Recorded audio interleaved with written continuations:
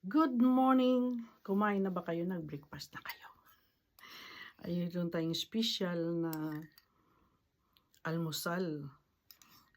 Ayan yung payasong noodles. Ang tawag dyan payasam sa Sri Lankan dish sweet. Ayan, mayroon cardamom, dry raisin at saka cashew nut. Yun. May sagu. At saka ang ginamit dito, fresh milk, pure milk lang, walang tubig, walang gata. Fresh milk.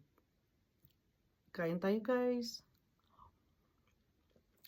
At saka magkape tayo. Simply breakfast lang kita. Halangga. Kumusta? Happy Easter everyone! Bye! Thank you for watching guys.